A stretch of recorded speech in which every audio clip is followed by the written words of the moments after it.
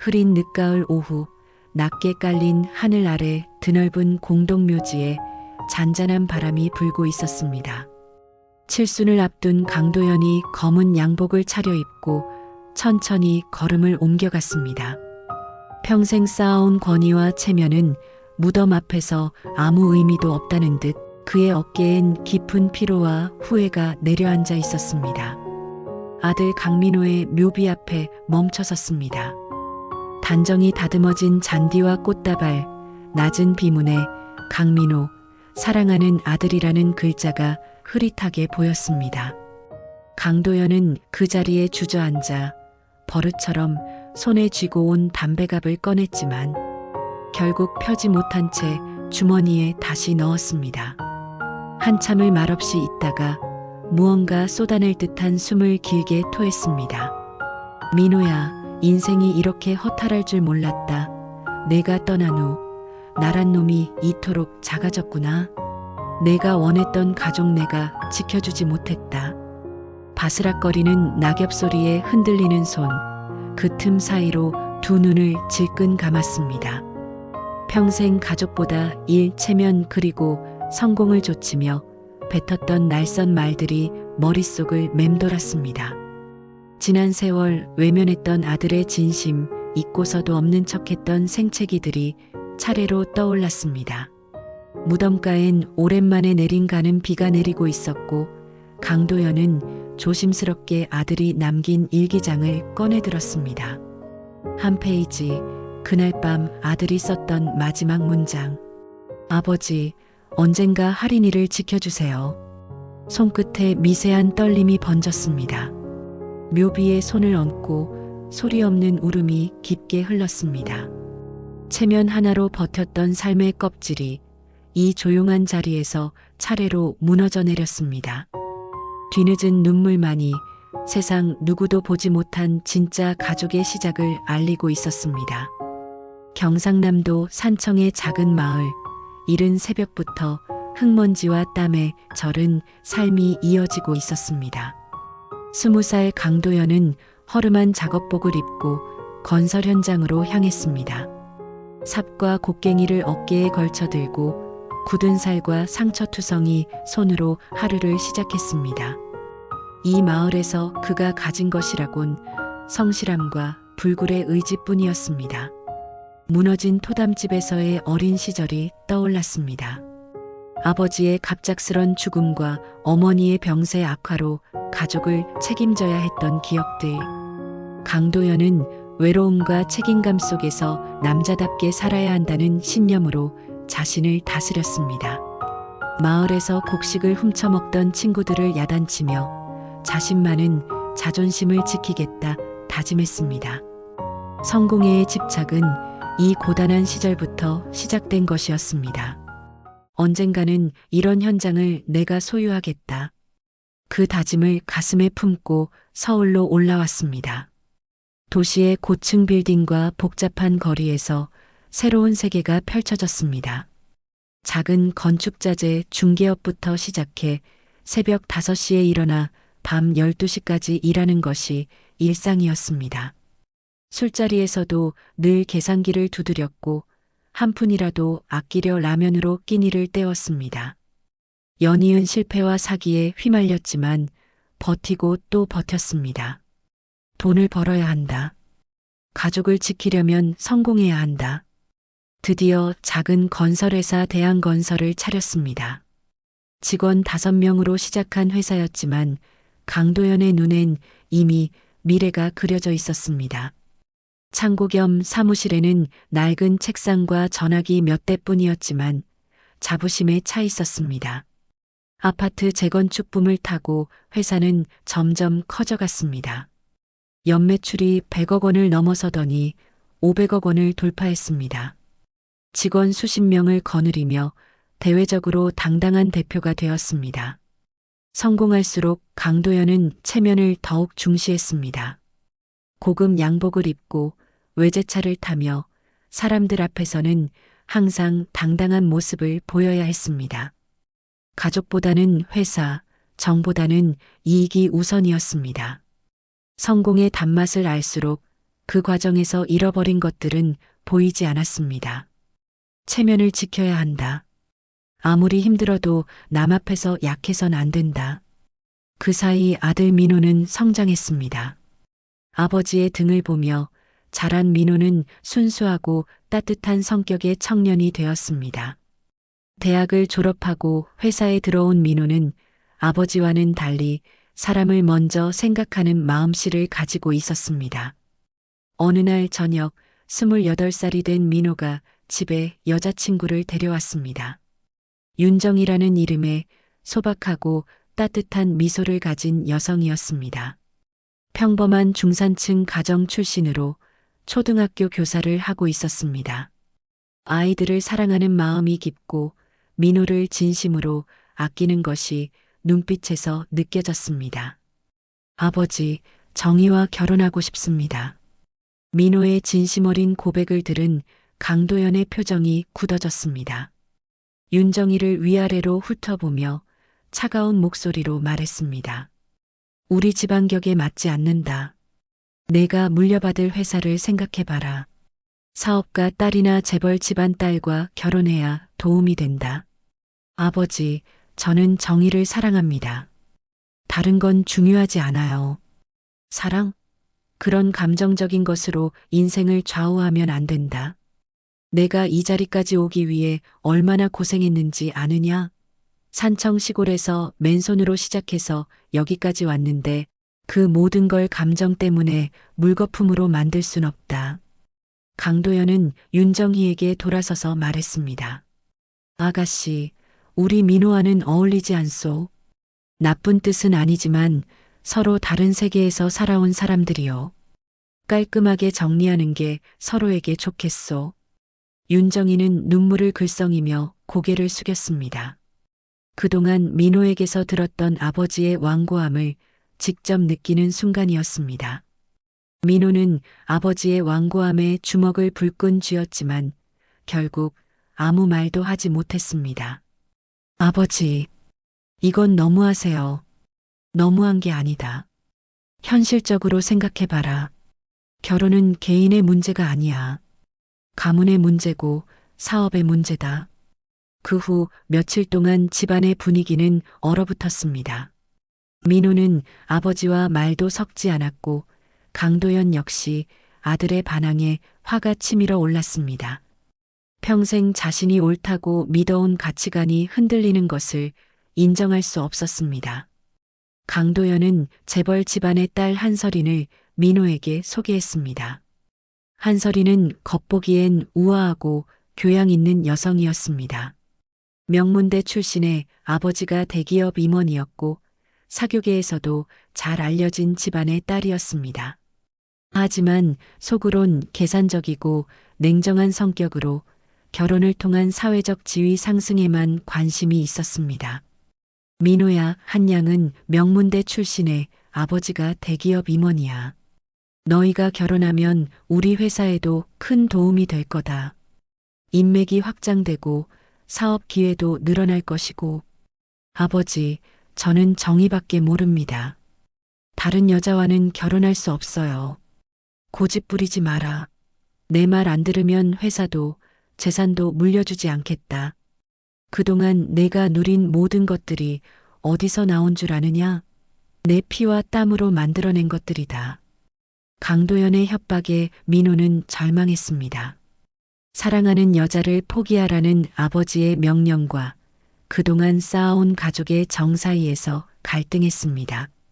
결국 몇 달간의 갈등 끝에 민호는 아버지의 강요에 못 이겨 한설인과 결혼했습니다. 성대한 결혼식이 치러졌습니다. 화려한 예식장에는 사업가들과 정치인들이 참석했고 언론에서도 관심을 보였습니다. 하지만 민호의 얼굴엔 웃음이 없었습니다. 강도연만이 만족스럽게 웃으며 하객들에게 인사했습니다. 축하합니다, 회장님. 정말 좋은 며느리를 얻으셨네요. 고맙습니다. 우리 민호가 이제 제대로 된 가정을 꾸리게 되어 기쁩니다. 하지만 그 결혼은 행복하지 않았습니다.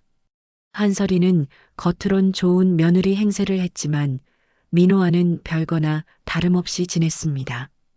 서로 다른 방을 쓰고 대화도 거의 나누지 않았습니다.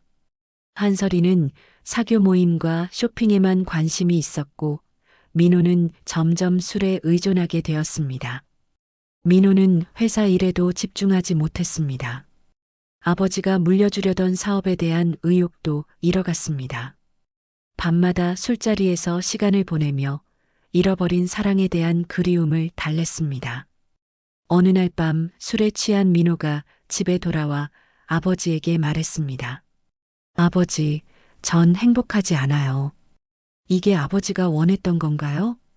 시간이 지나면 괜찮아질 거다. 결혼 생활이란 원래 그런 것이야. 전 정의를 잊을 수가 없어요. 매일 밤 꿈에 나와요. 그런 소리 하지 마라. 이제 설인이가 내 아내다. 그 사실을 받아들여야 한다.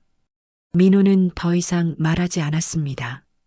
아버지의 고집을 꺾을 수 없다는 것을 깨달았기 때문입니다. 그는 자신의 방으로 돌아가 또다시 술잔을 기울였습니다. 그러던 어느 날 민호가 교통사고로 세상을 떠났습니다. 술을 마시고 운전하다가 일어난 사고였습니다. 새벽 2시 경찰서에서 걸려온 전화를 받은 강도연은 믿을 수 없었습니다. 병원으로 달려갔지만 이미 민호는 차가운 주검이 되어 있었습니다. 장례식장에서 강도연은 처음으로 자신의 고집이 아들을 죽음으로 내몰았다는 것을 깨달았습니다. 빈소 앞에 앉아 있으면서도 아들의 죽음이 현실로 다가오지 않았습니다.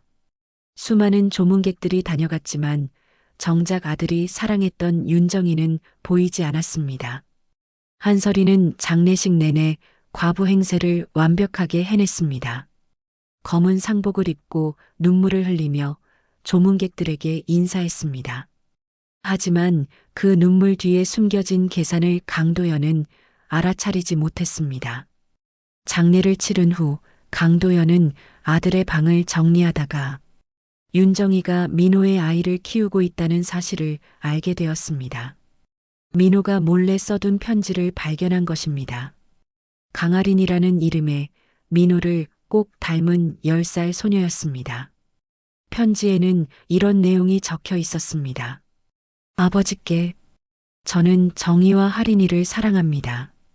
아버지가 반대하셔서 결혼하지 못했지만 하린이는 제 딸입니다.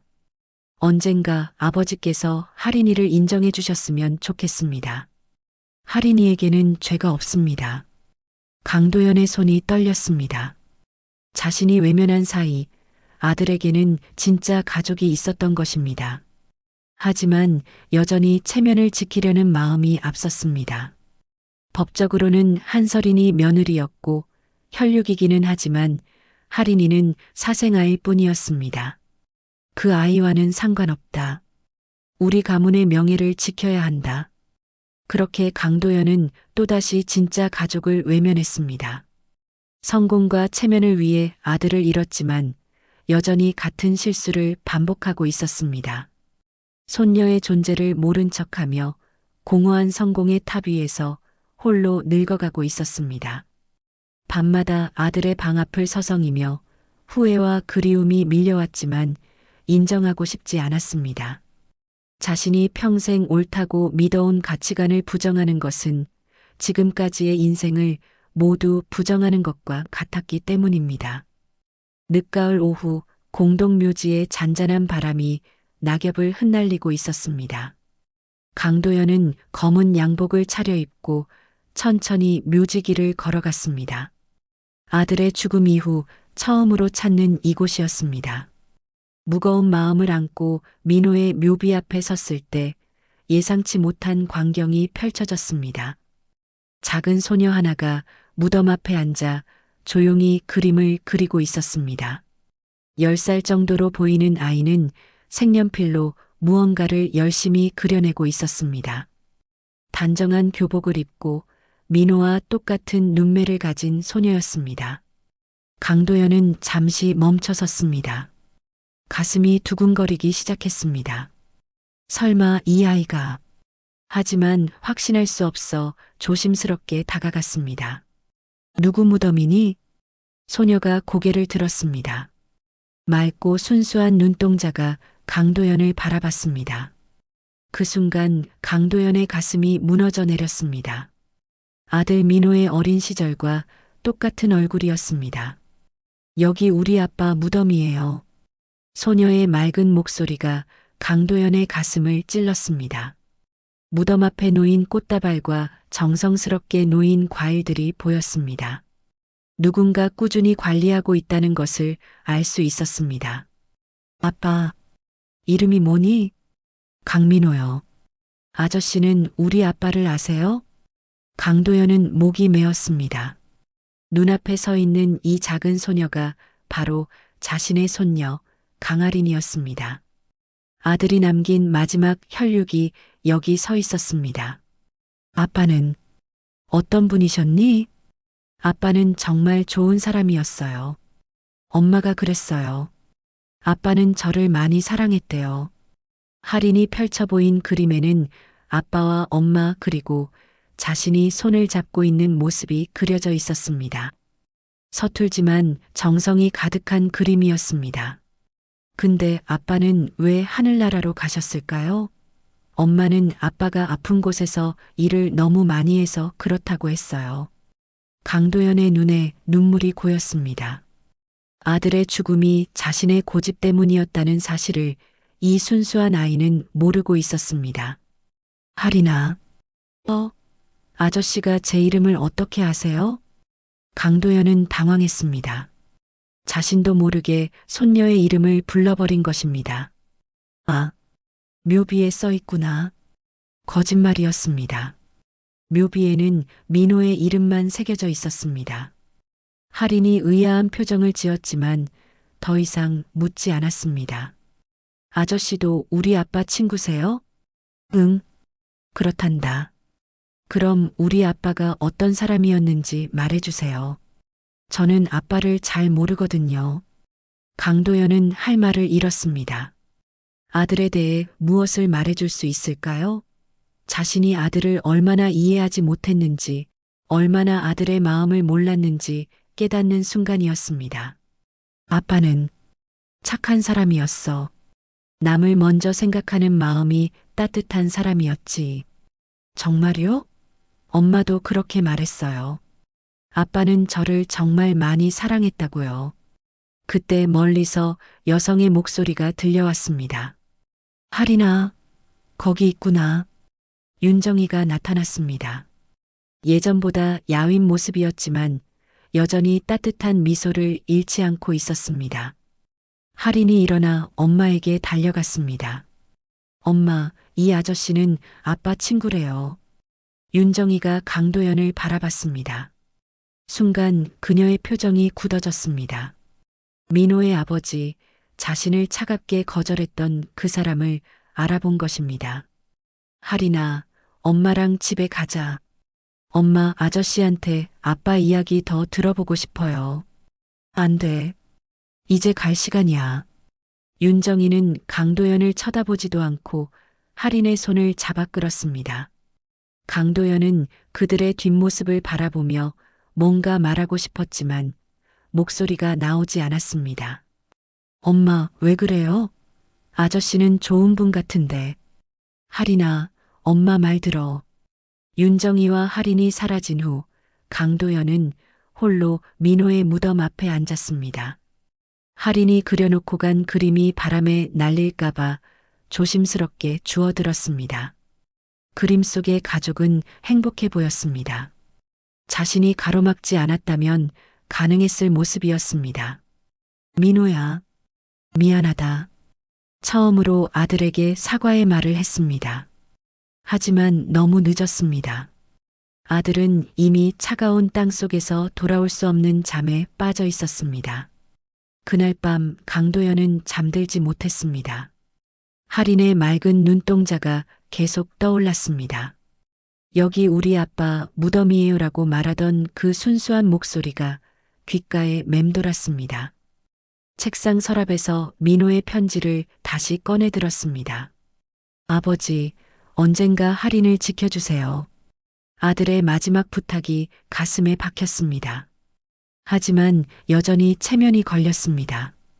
사생활을 인정한다는 것은 자신의 권위에 금이 가는 일이었습니다. 회사 사람들이 뭐라고 할지, 사업 파트너들이 어떻게 생각할지가 걱정되었습니다. 다음 날 아침 강도연은 비서에게 은밀히 지시했습니다. 윤정이라는 여자와 강아린이라는 아이에 대해 조사해봐. 어디서 살고 어떻게 지내는지 알아보고. 네, 회장님. 혹시 어떤 용건으로. 묻지 말고 조사만 해. 며칠 후 받은 보고서는 강도연을 충격에 빠뜨렸습니다. 윤정이는 작은 원룸에서 할인과 둘이 살고 있었습니다. 초등학교 교사로 일하며 생계를 유지하고 있었지만 넉넉하지 않은 형편이었습니다. 할인은 학교 성적이 우수하고 그림을 좋아하는 조용한 성격의 아이였습니다. 매주 토요일마다 아버지 무덤을 찾아가며 그림을 그려주고 있습니다. 보고서의 마지막 문장이 강도연의 마음을 흔들었습니다. 자신은 아들의 무덤조차 제대로 찾지 않았는데 이 작은 아이는 매주 아버지를 그리워하며 무덤을 찾고 있었습니다. 하지만 강도연은 여전히 다가가지 못했습니다. 한서린이 법적 며느리로서 재산 상속권을 주장하고 있는 상황에서 사생활을 인정하는 것은 복잡한 문제를 일으킬 수 있었습니다. 우리 가문의 명예를 지켜야 한다. 자신에게 계속 그렇게 말하며 강도연은 또다시 진짜 가족으로부터 등을 돌렸습니다. 하지만 마음 한구석에서는 할인의 맑은 웃음소리가 계속 울려 퍼지고 있었습니다. 그로부터 일주일 후 강도연은 다시 묘지를 찾았습니다. 혹시 할인을 다시 만날 수 있을까 하는 마음에서였습니다. 토요일 오후 예상했던 대로 할인이 무덤 앞에 앉아 있었습니다. 이번에도 그림을 그리고 있었는데 지난번보다 더 정성스럽게 색칠하고 있었습니다. 또 왔구나. 강도연이 조심스럽게 말을 걸었습니다. 할인이 고개를 들며 환하게 웃었습니다. 아저씨, 또 오셨네요. 우리 아빠 보러 오셨어요? 응, 그렇단다. 강도연은 할인 옆에 앉았습니다. 이번에는 운동의 장면을 그리고 있었습니다. 아빠가 자신의 손을 잡고 달리기를 하는 모습이었습니다. 이번엔 무슨 그림을 그리는 거니? 아빠랑 저랑 운동회에서 2인 삼각하는 거예요. 엄마가 아빠는 발이 빠르셨다고 했거든요. 아빠와 함께 운동회에 나간 적이 있니? 아니요. 하지만 엄마가 아빠가 살아계셨다면 꼭 함께 했을 거라고 했어요. 할인의 목소리에는 아쉬움이 묻어났습니다. 아버지에 대한 그리움이 그림 속에 고스란히 담겨 있었습니다. 할인아, 학교는 재미있니? 네, 전 그림 그리는 게 제일 좋아요.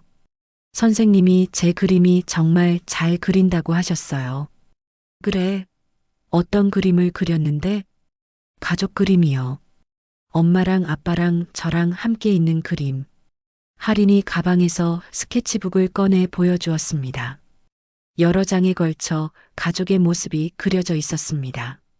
놀이공원에서 함께 놀고 바닷가에서 모래성을 쌓고 식탁에서 함께 밥을 먹는 모습들이었습니다. 정말 잘 그렸구나. 감사해요. 그런데 아저씨는 가족이 있으세요? 강도연은 순간 할 말을 잃었습니다.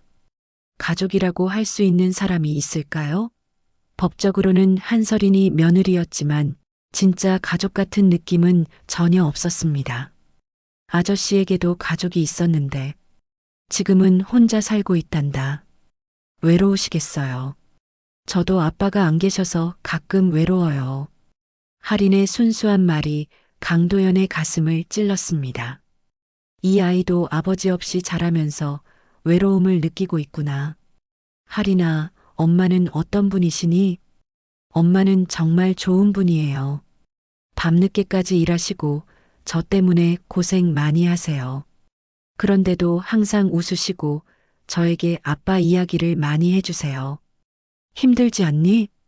가끔 힘들어요. 다른 친구들은 아빠가 있는데 저만 없으니까요. 그래도 엄마가 아빠 사랑받은 만큼 저도 사랑한다고 해주셔서 괜찮아요. 할인의 말을 들으며 강도연은 윤정이에 대한 생각이 바뀌기 시작했습니다. 혼자서 아이를 키우며 얼마나 힘들었을까. 그럼에도 불구하고 아이에게 아버지에 대한 좋은 이야기만 들려주고 있구나. 그때 또다시 윤정희의 목소리가 들려왔습니다. 할인아. 이번에는 평소보다 더 단호한 목소리였습니다.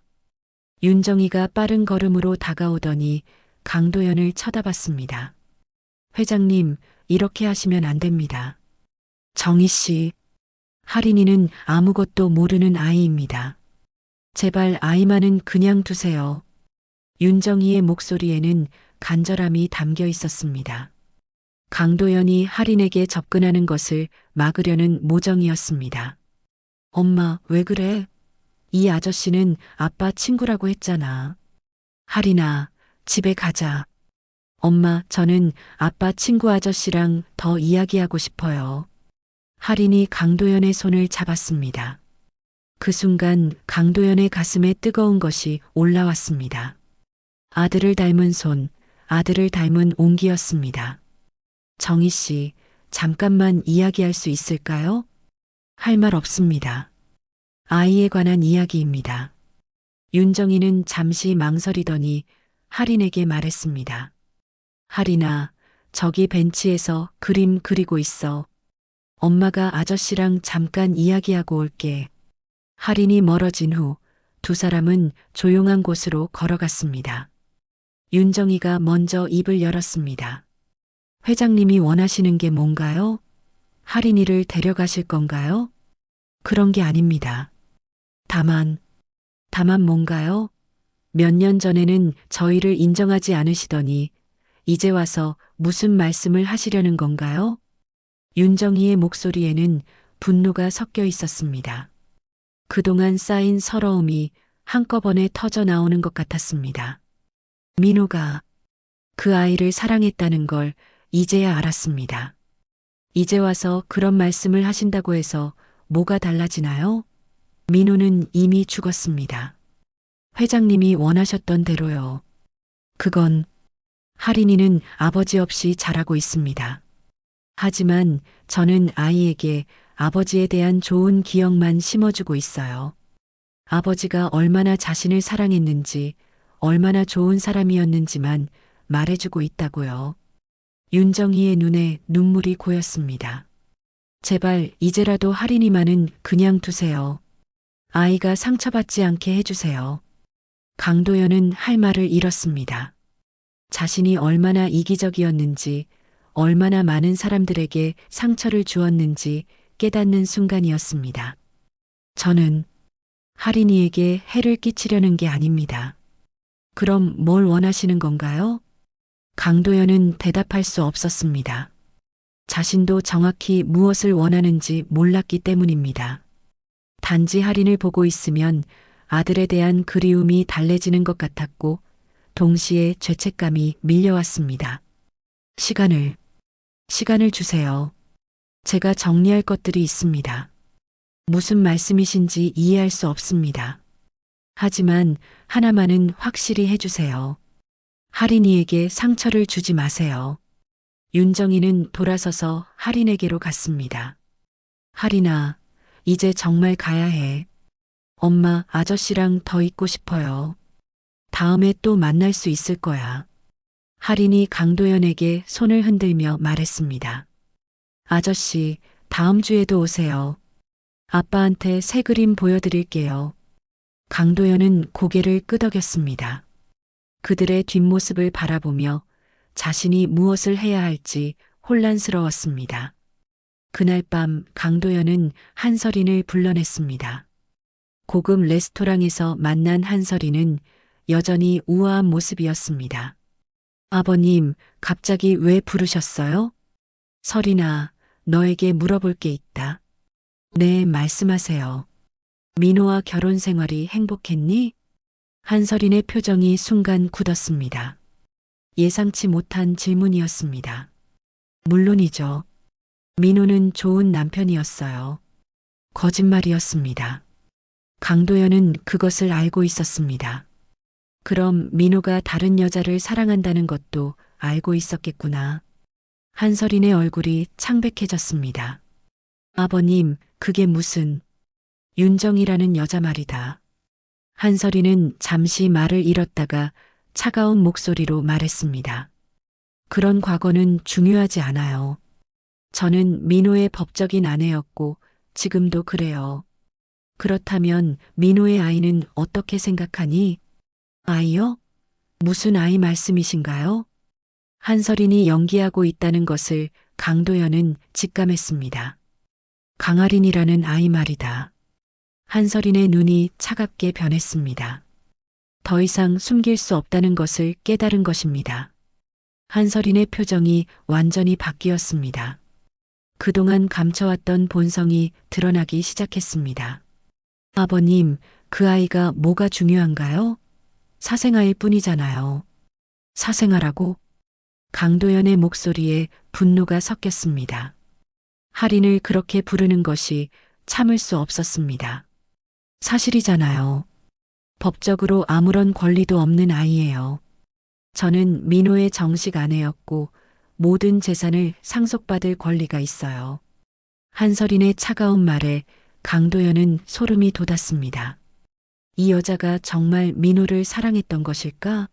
아니면 처음부터 재산만 노렸던 것일까? 설인아, 너는 민호를 사랑했니? 사랑이 뭐가 중요해요? 결혼은 현실이에요. 저는 제 역할을 다했고 민호도 그걸 알고 있었어요. 그럼 민호가 불행했다는 것도 알고 있었겠구나. 불행하든 행복하든 그건 민호 선택이었어요. 저는 아버님이 원하는 며느리 역할을 충실히 했어요. 강도연은 이 여자가 얼마나 차가운 인간인지 새삼 깨달았습니다. 아들의 행복 따위는 안중에도 없었던 것입니다. 그럼 이제 어떻게 할 생각이니? 당연히 제가 모든 재산을 상속받아야죠. 그게 법이에요. 그 아이는 민호의 친딸이다. 증명할 수 있나요? 호적에도 없는 아이인데? 한설인의 말에 강도연은 할 말을 잃었습니다. 실제로 할인은 법적으로 민호의 자녀로 인정받지 못한 상태였습니다. 당시 강도연이 윤정희와의 관계를 인정하지 않았기 때문입니다. 그날 밤 집에 돌아온 강도연은 민호의 방으로 갔습니다. 아들이 남긴 물건들을 하나하나 살펴봤습니다. 책상 서랍 깊숙한 곳에서 또 다른 편지를 발견했습니다. 아버지께서 이 편지를 읽고 계신다면 저는 이미 이 세상에 없을 것입니다. 제가 가장 후회하는 것은 아버지의 뜻을 거스르지 못한 것입니다. 정희와 할인이를 지켜주지 못한 것입니다. 할인이는 저와 정희 사이에서 태어난 소중한 딸입니다. 비록 법적으로 인정받지 못했지만 제 피가 흐르는 유일한 혈육입니다. 아버지, 제가 드릴 수 있는 마지막 부탁입니다. 할인이만은 지켜주세요. 그 아이에게는 아무런 죄가 없습니다. 그리고 정의를 도와주세요. 그녀는 제가 사랑한 유일한 여자입니다. 편지 끝에는 할인의 출생신고서와 친자 확인서가 함께 들어 있었습니다. 민호가 몰래 준비해둔 것이었습니다. 이런 게 있었구나. 강도연의 손이 떨렸습니다.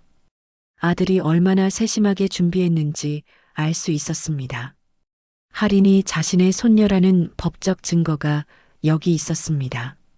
며칠 후 강도연은 변호사 사무실을 찾았습니다. 오랜 친구이자 법률 고문인 최재혁 변호사였습니다. 도연아, 무슨 일로 직접 왔어? 재혁아, 너에게 부탁할 일이 있다. 강도연은 민호가 남긴 편지와 서류들을 보여주었습니다. 최재혁이 서류를 꼼꼼히 살펴봤습니다. 이게 정말이야? 민호에게 딸이 있었다고? 응. 내가 반대해서 인정하지 못했었는데. 도연아, 이 서류들은 법적으로 유효해. 친자 확인서도 공증을 받았고 출생신고서도 제대로 작성되어 있어. 그럼 할인이가 상속권을 가질 수 있단 말이야? 물론이지. 민호의 법적 자녀로 인정받을 수 있어. 하지만 최재혁의 표정이 심각해졌습니다. 하지만 뭐가? 한설인이 가만히 있지 않을 거야. 그녀도 배우자 상속권을 주장할 테고 법정 다툼이 벌어질 수 있어. 그럼 어떻게 해야 하지? 일단 할인이부터 민호의 법적 자녀로 인정받는 절차부터 시작해야 해. 그런 다음에 상속 문제를 해결하는 거지. 그날 오후 강도연은 또다시 묘지를 찾았습니다. 할인이 있을 거라는 확신이 있었습니다. 예상대로 할인이 무덤 앞에서 아버지와 대화하듯 혼잣말을 하고 있었습니다. 아빠, 오늘 학교에서 가족 사진을 그리라고 했어요. 저는 아빠 얼굴을 잘 몰라서 어려웠어요. 하지만 엄마가 말해준 대로 그렸어요. 강도연이 조심스럽게 다가갔습니다. 할인아, 아저씨, 또 오셨네요. 할인이 환하게 웃으며 일어났습니다. 혼자 왔니? 엄마는? 엄마는 학교에서 일하고 계세요. 저는 학원 끝나고 혼자 왔어요. 혼자 다니면 위험하지 않니? 괜찮아요. 여기까지 아는 길이에요. 강도연은 할인 옆에 앉았습니다. 이번에는 더 가까이서 아이를 관찰할 수 있었습니다. 민호를 닮은 모습이 더욱 선명하게 보였습니다. 할인아, 아저씨가 너에게 말하고 싶은 게 있어. 네, 뭐예요? 사실 아저씨는 너의 할아버지야. 할인의 눈이 커졌습니다. 할아버지요? 응. 아빠의 아버지, 그러니까 너의 할아버지지. 할인은 잠시 멍하니 강도연을 바라봤습니다. 그리고는 천천히 물었습니다. 그럼 할아버지는 왜 지금까지 안 나타나셨어요? 할아버지가 바보였어. 정말 큰 실수를 했지. 어떤 실수요? 아빠가 너와 엄마를 사랑한다는 걸 몰랐어. 아니, 알면서도 인정하지 않았어. 할인은 한참 생각하더니 말했습니다. 할아버지, 이제라도 저희를 사랑해 주실 거예요? 그 순간 강도연의 눈에서 눈물이 흘러내렸습니다. 이 순수한 아이는 원망 대신 사랑을 구하고 있었습니다. 그럼 할아버지가 할인이를 지켜줄게. 정말요? 정말이야. 앞으로 할아버지가 할인이와 엄마를 돌봐줄게. 할인이 강도연의 손을 잡았습니다. 할아버지, 저 정말 기뻐요. 이제 가족이 생겼어요. 강도연은 할인을 꼭 안아주었습니다. 아들을 안아주지 못했던 그 모든 시간들이 떠올랐습니다. 이제라도 늦지 않았습니다. 이 아이만은 지켜주겠다고 다짐했습니다. 그런데 멀리서 한설인이 나타났습니다. 그녀는 강도연과 할인이 포옹하는 모습을 지켜보고 있었습니다. 그녀의 얼굴에는 차가운 미소가 떠올라 있었습니다. 다음 날 아침 일찍 강도연의 집 초인종이 요란하게 울렸습니다. 윤정이가 할인을 데리고 문 앞에 서 있었습니다. 윤정이의 얼굴은 분노로 일그러져 있었습니다. 회장님, 어떻게 할인에게 그런 말을 할 수 있어요? 정희 씨, 일단 들어와서 이야기합시다. 들어갈 것도 없어요. 할인이에게 할아버지라고 말씀하셨다면서요? 강도연은 할인을 바라봤습니다. 아이는 어머니와 할아버지 사이에서 어쩔 줄 몰라 하고 있었습니다. 사실이니까 말한 거예요. 사실이라고요? 지금까지 저희를 외면하시더니 갑자기 할아버지라니요. 정희 씨, 제가 잘못했습니다. 하지만 이제라도 할인이를 인정하고 싶습니다. 인정한다고요? 무슨 자격으로요? 윤정희의 목소리가 떨렸습니다. 그동안 쌓인 분노와 서러움이 한꺼번에 터져 나왔습니다. 엄마, 할아버지가 저를 사랑한다고 하셨어요. 할인이 조심스럽게 말했습니다. 윤정희는 딸을 바라보며 마음이 복잡했습니다. 할인아, 집에 가자. 엄마, 저는 할아버지랑 같이 있고 싶어요. 안 돼. 그때 한서린이 나타났습니다. 고급 승용차에서 내린 그녀는 우아한 미소를 지으며 다가왔습니다. 어머, 여기서 뭘 하고 계신 거예요? 한서린의 등장에 분위기가 더욱 차가워졌습니다. 윤정이는 한서린을 경계하는 눈빛으로 바라봤습니다. 서린아, 아버지, 이분들이 누구세요? 한서린이 일부러 모르는 척했습니다. 강도연은 한서린의 의도를 알고 있었지만 피하지 않았습니다. 이분은 윤정희 씨, 민호가 사랑했던 분이고 이 아이는 하린이, 민호의 딸입니다. 민호의 딸이라고요? 한서린이 연기하듯 놀란 표정을 지었습니다. 네, 제 손녀입니다. 아버지, 무슨 말씀이세요? 민호와 저 사이에는 아이가 없었는데 민호가 정희 씨와 사랑하는 사이에서 낳은 딸입니다. 한서린의 얼굴이 차갑게 변했습니다. 더 이상 연기할 필요가 없다고 판단한 것입니다. 그렇다면 법적으로 문제가 될 수 있겠네요. 무슨 의미입니까? 저는 민호의 법적 배우자였어요. 모든 재산을 상속받을 권리가 있다고요. 윤정이가 분노에 떨며 말했습니다. 재산 이야기를 하는 거예요? 하린이는 민호의 친딸이에요. 친딸이든 아니든 법적으로 인정받지 못한 아이잖아요. 한서린의 차가운 말에 강도연이 참지 못하고 나섰습니다. 서린아, 말이 너무 심하지 않니? 사실을 말하는 것뿐이에요. 아버지도 이제 와서 마음이 바뀌셨다고 해서 법이 바뀌는 건 아니잖아요. 하린이 무슨 일인지 모르겠다는 표정으로 어른들을 바라봤습니다. 할아버지, 이 이모는 누구예요?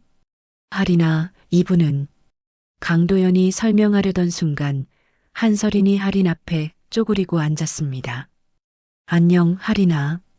이모는 너의 아빠와 결혼했던 사람이야. 아빠와 결혼했다고요? 하린이 혼란스러워했습니다. 엄마 말로는 아빠가 엄마를 사랑했다고 했는데 다른 사람과 결혼했다는 말이 이해되지 않았습니다. 그래, 아빠는 이모와 결혼했어. 법적으로 말이야. 엄마, 그게 무슨 말이에요? 윤정이는 딸에게 어떻게 설명해야 할지 몰라 당황했습니다. 그동안 아이에게는 아빠가 자신들만을 사랑했다고 말해왔기 때문입니다. 하린아, 어른들 사정이 복잡해서 복잡한 게 아니에요. 한서린이 끼어들었습니다. 하린아, 아빠는 이모와 정식으로 결혼했어. 그러니까 아빠의 모든 것은 이모 것이 되는 거야. 그럼 저는 뭐예요? 하린의 순수한 질문에 한서린이 차갑게 답했습니다. 너는 아무것도 아니야. 서린아. 강도연이 화를 냈습니다. 아이에게 그런 말을 하다니 도저히 참을 수 없었습니다. 뭐가 잘못된 말인가요? 사실이잖아요. 윤정이가 하린을 끌어안으며 한서린을 노려봤습니다. 당신이 어떻게 아이에게 그런 말을 할 수 있어요? 사실을 말하는 것뿐이에요. 이 아이는 법적으로 아무런 권리가 없어요. 하린이 눈물을 흘리기 시작했습니다. 엄마, 저는 아빠 딸이 아닌가요? 아니야, 하린아. 너는 아빠의 소중한 딸이야. 그럼 왜 이 이모는 그런 말을 해요? 강도연이 하린 앞에 앉아 아이를 달랬습니다. 하린아, 할아버지가 모든 걸 해결해 줄게. 걱정하지 마. 정말이요? 정말이야. 하린이는 할아버지의 소중한 손녀야. 한서린이 비웃듯 말했습니다. 아버지, 감정적으로 판단하시면 안 돼요. 법정에서 만나시죠. 법정이라고? 네, 저는 제 권리를 찾을 거예요. 민호의 모든 재산을 말이에요. 한서린이 차에 타고 떠나자 강도연은 윤정희에게 말했습니다. 정희 씨, 제가 변호사와 상담해 봤습니다. 민호가 하린이에 대한 서류를 남겨뒀어요. 서류요? 친자 확인서와 출생신고서입니다. 하린이는 법적으로 민호의 딸로 인정받을 수 있어요. 윤정희의 눈에 희망이 생겼습니다. 정말요? 네, 하지만 서린이가 맞서 싸울 것 같습니다. 법정 다툼이 불가피할 것 같아요. 저는 돈이 중요한 게 아니에요. 단지 할인이가 아빠의 딸로 인정받았으면 좋겠어요. 저도 마찬가지입니다. 할인이는 제 유일한 손녀니까요. 그날 밤 강도연은 최재혁에게 전화를 걸었습니다. 재혁아, 내일 당장 법정 절차를 시작하자. 알겠어. 하지만 쉽지 않을 거야. 한서린 쪽에서도 변호사를 선임할 테고. 상관없어. 할인이를 지켜야 해. 도연아, 정말 결심한 거지? 응. 이제라도 늦지 않았어. 내가 해야 할 일을 하겠어. 그 순간 강도연은 처음으로 자신의 선택에 확신을 가졌습니다. 아들을 지키지 못했지만 손녀만은 지켜내겠다고 다짐했습니다. 며칠 후 법원에서 첫 번째 심리가 시작되었습니다. 한쪽에는 강도영과 윤정이, 할인이 있었고 다른 쪽에는 한서린과 그녀의 변호사가 있었습니다. 판사가 말했습니다. 이번 사건은 고 강민호 씨의 상속권에 관한 다툼입니다. 먼저 원고 측 입장을 들어보겠습니다. 한서린의 변호사가 일어났습니다. 재판장님, 제 의뢰인은 고인의 법적 배우자로서 모든 상속권을 가지고 있습니다. 피고 측은 어떻게 생각하십니까? 강도연의 변호사 최재혁이 일어났습니다. 재판장님, 고인에게는 친자인 딸이 있습니다. 이에 대한 명확한 증거가 있습니다. 최재혁이 민호가 남긴 서류들을 제출했습니다. 법정이 술렁거렸습니다. 이 서류들이 정말 유효한 겁니까? 한서린의 변호사가 이의를 제기했습니다. 재판장님, 해당 서류들의 진위를 확인해야 합니다. 판사가 서류를 검토한 후 말했습니다. 다음 기일에 전문가 감정을 거쳐 서류의 진위를 판단하겠습니다. 법정을 나오며 한서린이 강도연에게 다가왔습니다. 아버지, 아직 늦지 않았어요. 마음을 바꾸시면 조용히 해결할 수 있어요. 무슨 뜻이니? 그 아이와 상관없이 지내세요. 그럼 저도 조용히 상속받고 끝낼게요. 안 됩니다. 정말 후회하실 거예요. 한서린의 차가운 미소가 강도연을 불안하게 만들었습니다. 일주일 후 법정에서 두 번째 심리가 열렸습니다. 전문가 감정 결과 민호가 남긴 서류들이 모두 진짜라는 판정이 나왔습니다. 친자 확인서와 출생신고서 모두 법적으로 유효했습니다. 재판장님, 이로써 강아린 양이 고 강민호 씨의 친자임이 명확히 입증되었습니다. 최재혁이 당당하게 말했습니다. 법정 안의 분위기가 할인 쪽에 유리하게 돌아가고 있었습니다. 한서린의 변호사가 반박했습니다. 재판장님, 하지만 제 의뢰인은 여전히 고인의 법적 배우자입니다. 배우자 상속권이 우선되어야 합니다. 그 점에 대해 추가로 제출할 증거가 있습니다. 최재혁이 새로운 서류를 꺼내들었습니다. 이것은 고인이 작성한 공증된 유언장입니다. 법정이 웅성거렸습니다. 한서린의 얼굴이 창백해졌습니다. 유언장에는 이렇게 적혀 있습니다. 나 강민호는 내 모든 재산을 딸 강아린과 윤정희에게 남긴다. 할인이는 내가 결혼 전 진정으로 사랑했던 여인과의 사이에서 태어난 소중한 딸이다. 한서린에게는 법적 의무 이외에는 아무것도 남기지 않는다. 한서린이 자리에서 일어났습니다. 그럴 리 없어요. 그런 유언장은 본 적이 없어요. 판사가 제지했습니다. 피고인은 자리에 앉으시기 바랍니다. 한서린의 변호사가 이의를 제기했습니다. 재판장님, 해당 유언장의 작성 경위를 확인해야 합니다. 증인을 부르겠습니다. 최재혁이 말했습니다. 그때 법정 문이 열리며 한 남자가 들어왔습니다. 증인 김태수입니다. 김태수가 증언석에 섰습니다. 저는 고인 강민호 씨의 대학 동기입니다. 민호가 유언장을 작성할 때 증인으로 참석했습니다. 언제 작성했습니까? 결혼 직후였습니다. 민호는 자신이 정말 사랑하는 사람과 그들 사이에서 태어난 딸이 있다고 했습니다. 결혼 전에 윤정혜 씨가 임신했지만 아버님의 반대로 결혼하지 못했다고 말했습니다. 한설인이 벌떡 일어났습니다. 거짓말이에요. 민호는 그런 말 한 적 없어요. 조용히 하세요. 판사가 한설인을 제지했습니다. 김태수가 계속 증언했습니다.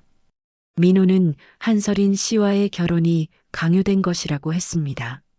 자신의 진정한 가족은 윤정혜 씨와 딸 할인이라고 말했습니다. 만약 자신에게 무슨 일이 생기면 그들을 지켜달라고 부탁했습니다. 그 유언장은 언제 공증을 받았나요? 결혼식 다음 날이었습니다. 민호가 직접 공증사무소에 가서 공증을 받았습니다.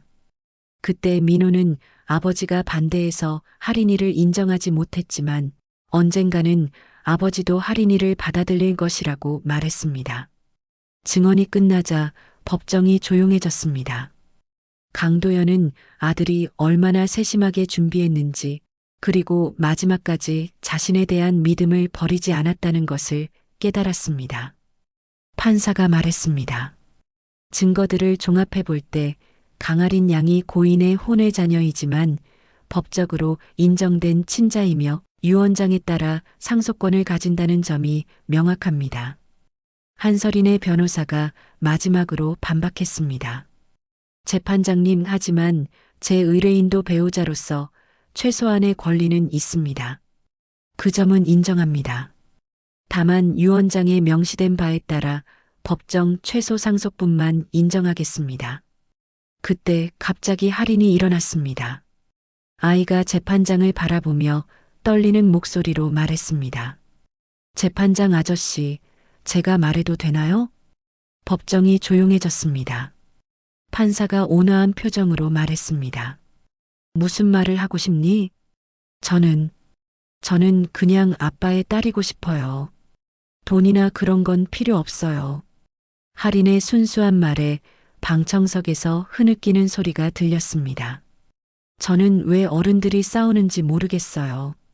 아빠는 저를 사랑했고 저도 아빠를 사랑해요. 그게 전부예요. 할인이 한설인을 바라보며 말했습니다. 이모, 아빠가 이모와 결혼한 건 할아버지 때문이었잖아요. 이모 잘못이 아니에요. 한설인의 눈에 눈물이 고였습니다. 이 순수한 아이는 자신을 미워하지 않고 있었습니다.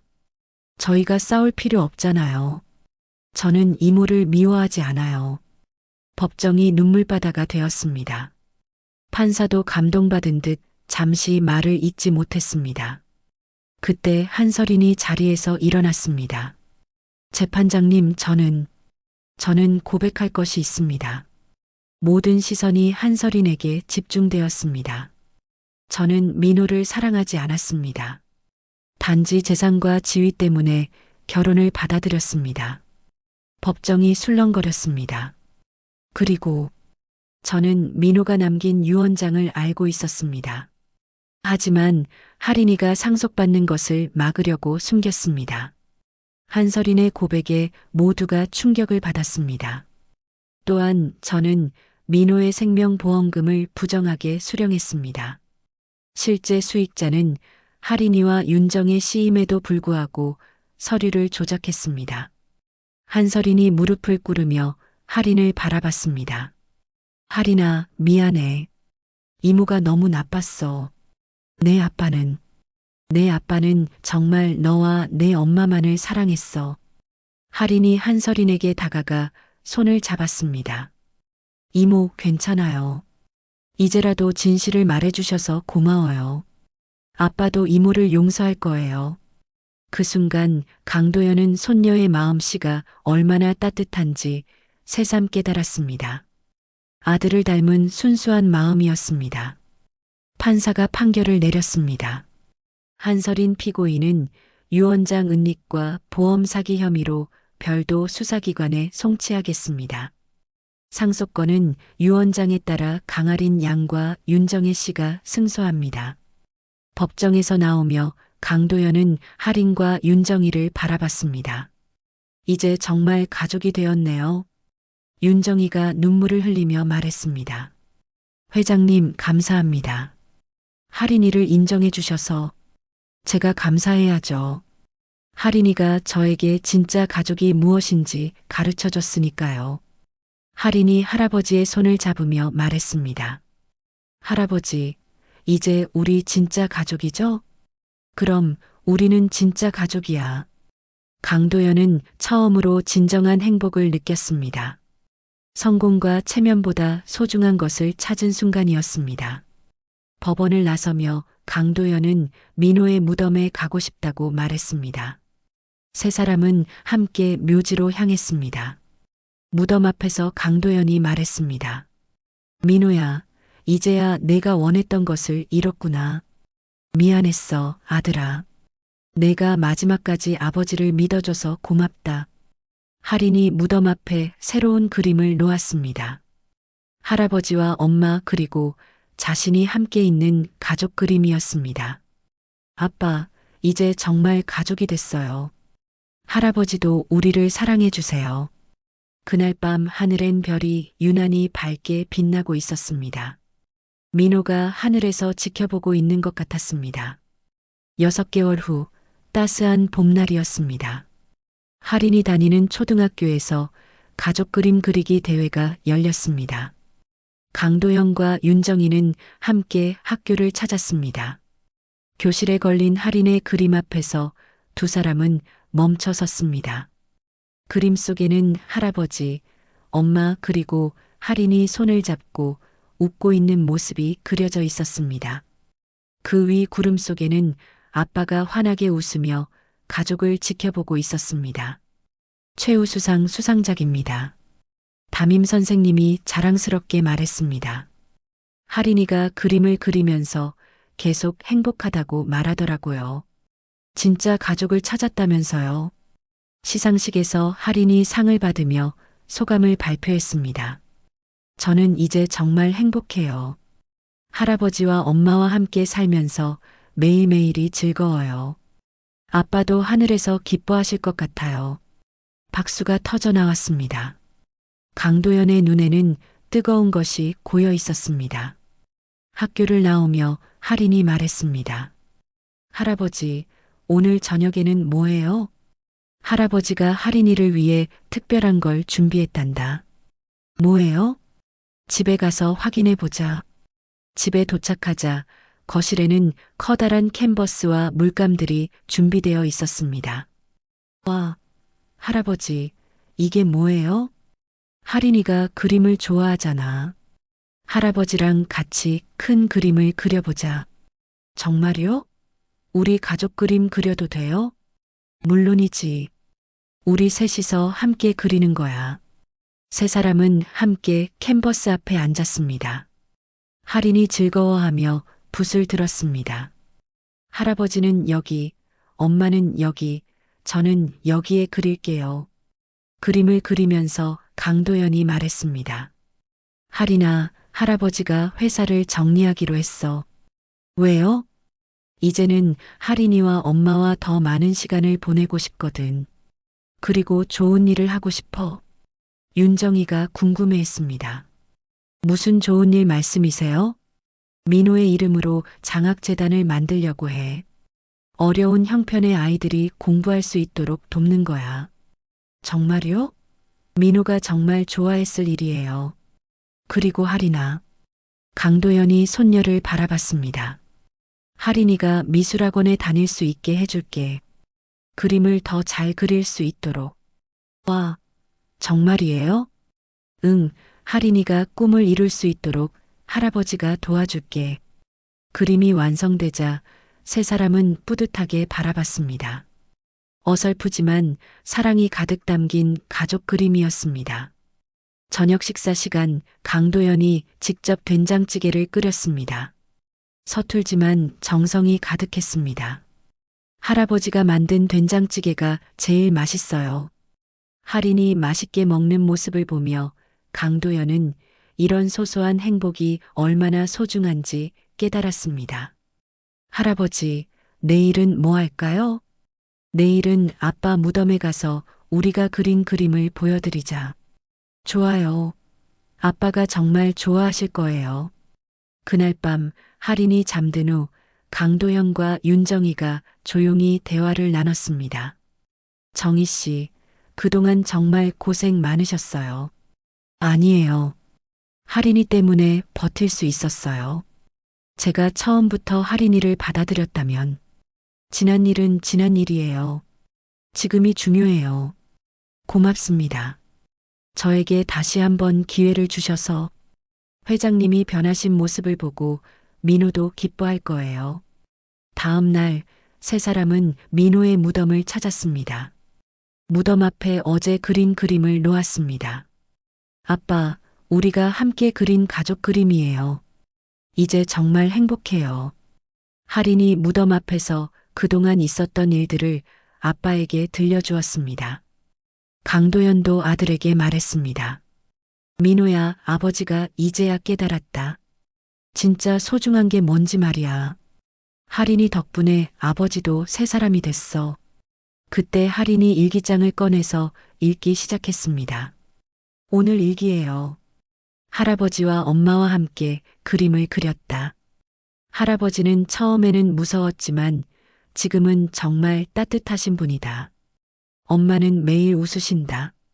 아빠, 우리 이제 정말 가족이에요. 할아버지가 만든 된장찌개가 세상에서 제일 맛있어요. 강도연의 눈에서 눈물이 흘렀습니다. 아빠, 할아버지가 아빠 이름으로 어려운 친구들을 도와주는 일을 하신대요. 아빠도 기뻐하시겠죠? 저는 매일 아빠 무덤에 와서 그림을 그려드리고 싶어요. 그리고 할아버지, 엄마와 함께 행복하게 살고 싶어요. 할인이 일기를 덮으며 말했습니다. 아빠, 이제 우리 가족은 진짜 가족이에요. 바람이 살랑 불어와 무덤 주변의 꽃들이 흔들렸습니다. 마치 민호가 대답하는 것 같았습니다. 집으로 돌아오는 길에 할인이 말했습니다. 할아버지, 내년에는 할아버지 생신에 더 큰 그림을 그려드릴게요. 할아버지 생신을 챙겨주겠다는 거니? 네. 이제 할아버지가 제 가족이잖아요. 강도연은 가슴이 벅찼습니다. 이 작은 손녀가 자신에게 가져다 준 변화가 얼마나 큰지 새삼 느꼈습니다. 그날 저녁 강도연은 오랜만에 회사 임원들에게 전화를 걸었습니다. 내일부터 회사 경영에서 물러나겠습니다. 대신 민호 장학재단 설립에 집중하겠습니다. 회장님, 갑자기 무슨... 제가 정말 소중한 것을 찾았습니다. 이제는 그것을 지키며 살고 싶습니다. 그 밤 강도연은 할인의 방문 앞에서 잠시 멈춰 섰습니다. 아이가 자면서도 미소를 짓고 있었습니다. 얼마나 행복한 꿈을 꾸고 있을까요? 강도연은 조용히 중얼거렸습니다. 민호야, 고맙다. 할인이를 통해 아버지에게 마지막 선물을 줘서 창밖으로 보이는 별빛이 유난히 따뜻하게 느껴지는 밤이었습니다. 강도연은 생전 처음으로 진정한 평안을 느꼈습니다. 성공과 체면 대신 사랑과 가족을 선택한 자신의 결정이 얼마나 옳았는지 확신할 수 있었습니다. 내일도 할인과 함께 그림을 그리고 함께 밥을 먹고 함께 웃을 수 있다는 것. 그것만으로도 충분히 행복했습니다. 1년 후 따뜻한 봄날 저녁이었습니다. 새로 마련한 아늑한 집의 식탁에는 강도연이 직접 만든 된장찌개가 김이 모락모락 피어오르고 있었습니다. 윤정이가 준비한 반찬들과 함께 정성스러운 저녁상이 차려져 있었습니다. 할아버지, 오늘 미술학원에서 선생님이 제 그림을 칭찬해 주셨어요. 할인이 신나게 말했습니다. 이제 11살이 된 할인은 더욱 밝고 씩씩하게 자라고 있었습니다. 그래, 어떤 그림을 그렸는데? 가족이 함께 여행 가는 그림이요. 할아버지, 엄마, 저랑 아빠도 함께요. 할인이 가방에서 꺼낸 그림을 보여주었습니다. 네 명이 손을 잡고 바닷가를 걸어가는 모습이 따뜻하게 그려져 있었습니다. 우와, 정말 잘 그렸네. 우리 할인이가 화가가 되는 것도 멀지 않았구나. 할아버지도 그렇게 생각해요? 저 정말 화가가 되고 싶어요. 그럼 할아버지가 응원해 줄게. 할인이 꿈은 뭐든 이룰 수 있을 거야. 윤정이가 웃으며 말했습니다. 오늘 민호 장학재단에서 연락이 왔어요. 이번에 장학금 받을 학생들이 20명이나 된다고 하네요. 정말이에요? 와, 아빠가 많은 친구들을 도와주시는 거네요. 할인이 기뻐하며 박수를 쳤습니다.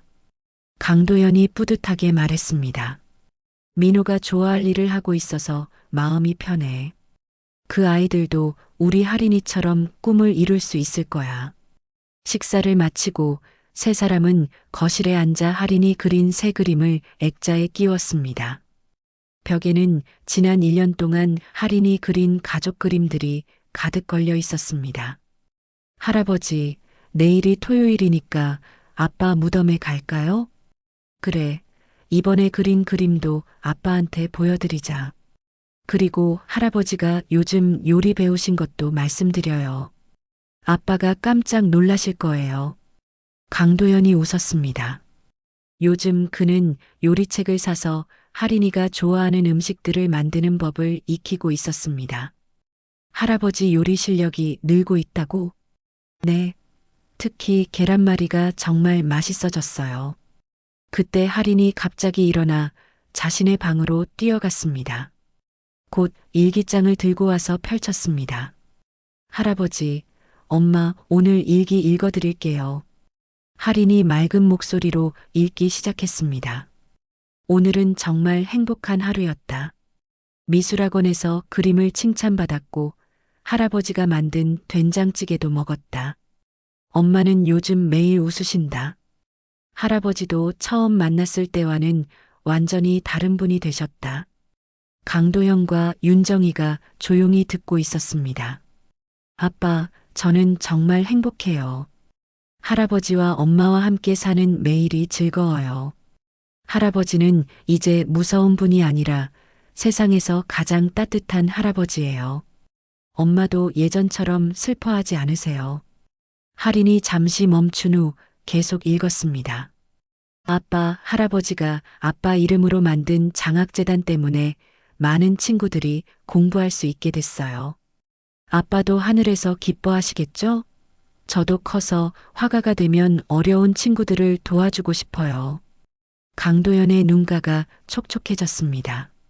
그리고 할아버지, 엄마, 저는 이제 정말로 완전한 가족이에요. 아빠가 없어서 가끔 아쉽지만 아빠는 항상 우리 마음속에 살아계세요. 이제 우리 가족은 진짜 가족이에요. 할인이 일기를 덮고 두 어른을 바라봤습니다. 할아버지, 엄마 사랑해요. 강도연이 할인을 꼭 안아주었습니다. 할아버지도 할인이를 정말 사랑해. 그리고 정희 씨도, 윤정이도 함께 포옹에 합류했습니다. 세 사람이 따뜻하게 안고 있는 모습이 정말 한 가족 같았습니다. 그날 밤 할인이 잠든 후 강도연은 혼자 민호의 사진 앞에 섰습니다. 민호야, 아버지가 이제 정말 행복해. 할인이 덕분에 아버지가 놓치고 살았던 모든 걸 되찾았어. 고맙다, 아들아. 마지막까지 아버지를 믿어줘서. 창밖으로 보이는 달빛이 유난히 따뜻했습니다. 강도연은 내일도 할인과 함께할 수 있다는 것만으로도 충분히 감사했습니다. 성공과 체면을 줬던 옛날의 자신은 이제 없었습니다. 손녀의 웃음소리, 함께 나누는 식사, 서로를 걱정하는 마음. 이런 소소하지만 소중한 것들이 진짜 행복이라는 걸 이제야 알았습니다. 할인이 썼던 일기의 마지막 문장이 떠올랐습니다. 이제 우리 가족은 진짜 가족이에요. 정말 그랬습니다. 피보다 진한 사랑으로 이어진 진짜 가족이 되었습니다.